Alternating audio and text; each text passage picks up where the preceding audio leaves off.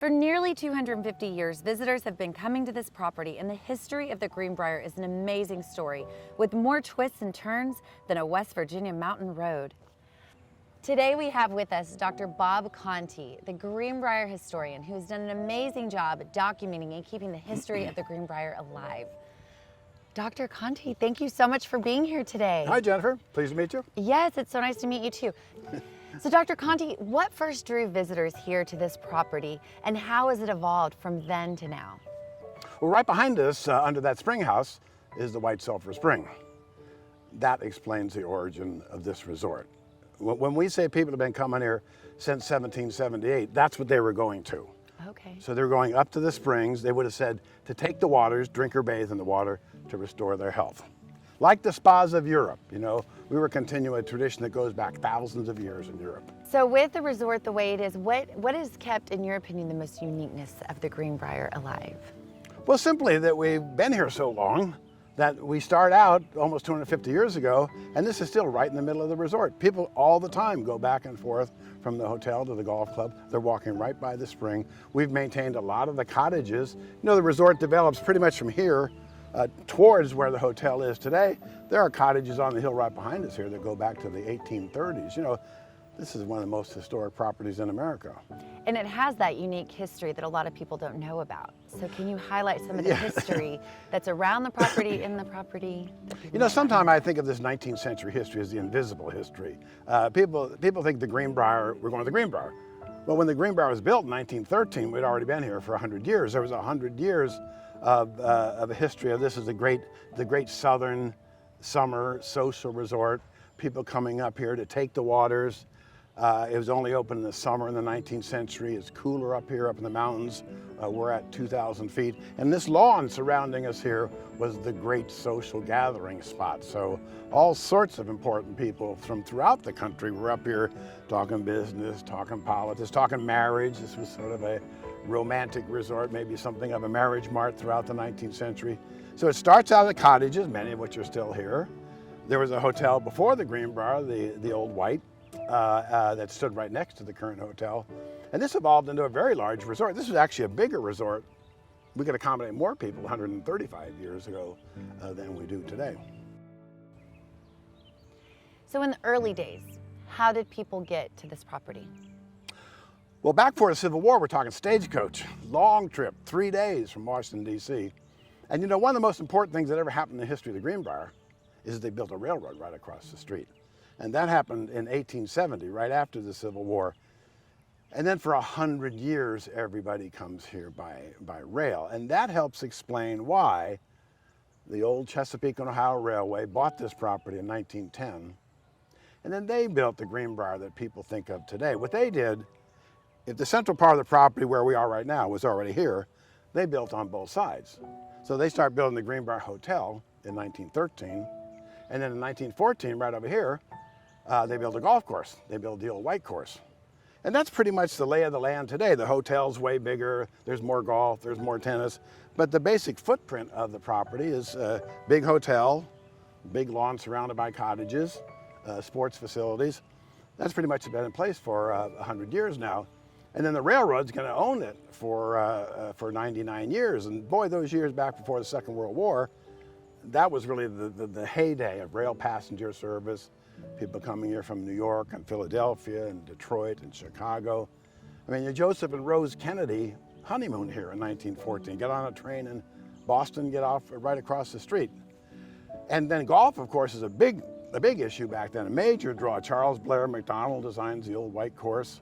Sam Snead becomes the pro here in the late 1930s. And really, for a whole generation of golfers, if you say the Greenbrier, they say Sam Snead. If you say Sam Snead, they say the Greenbrier. I mean, really, I can't overstate how important Sam Snead's long connection to the Greenbrier has been. So with the history of this place, it was not always a resort. Right, there was a break. In the Second World War, the Greenbrier was first used to intern enemy alien diplomats, Japanese, German, and Italian diplomats, for 6 months at the beginning of the war. And then it served as an army hospital for 4 years. For 4 years, this wasn't the Greenbrier. This was Ashford General Hospital. So it was a 2,000 bed hospital, and almost 25,000 soldiers were admitted and treated here during that period for 4 years. So the railroad actually sold the Greenbrier to the Army. The Army used it for 4 years, and then they sold it back to the railroad in 1946. That's how Dorothy Draper enters the story. So for many people, the Greenbrier is Dorothy Draper. And the reason she came here was the building had taken a beating. You know, there was a war going on. They didn't maintain it as a luxury resort. And so it needed to be redecorated after the Army left. So she arrives in 1946 and spends almost 2 years totally redoing the entire hotel, the public areas, the cottages. We were draperized, as they used to say there back in the 1940s. And that company still decorates the Greenbrier. It's remarkable that there's been one company, 2 people, that have decorated the Greenbrier and all the cottages and the employees' uniforms and the china for over 70 years now. So the Greenbrier reopens in 1948. Sam Snead is at his peak as the golf pro. The Duke and Duchess of Windsor, you know, are coming here. It's a very cosmopolitan period there in the 1950s. And then the government comes back in the late 50s with an interesting proposal. How's about we build a bunker on your property? And to some degree, I think that sort of follows the fact that it had been an Army hospital. There had been a relationship during the Second World War.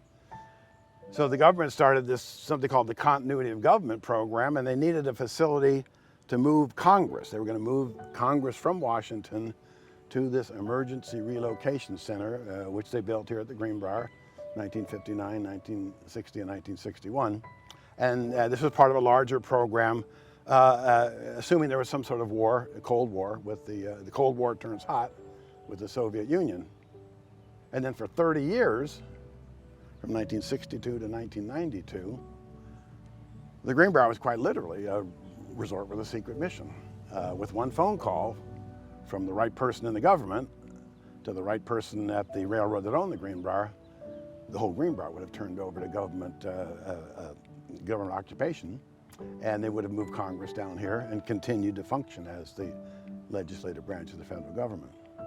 So in 2009, for the first time in 100 years, the Greenbrier received new ownership. So how has it changed since then? Yes, really, a whole new era begins. You know, we've been corporately owned for all that time, and you know now one individual owns it and has a chance to stamp his personality on it.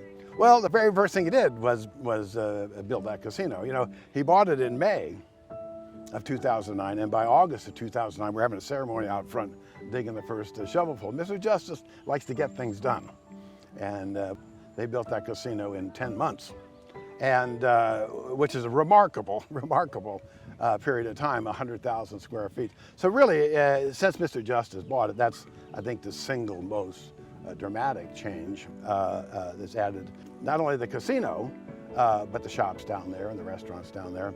And then, of course, since then, he's built the chapel, this wonderful chapel right next to where we're sitting, back in 2015.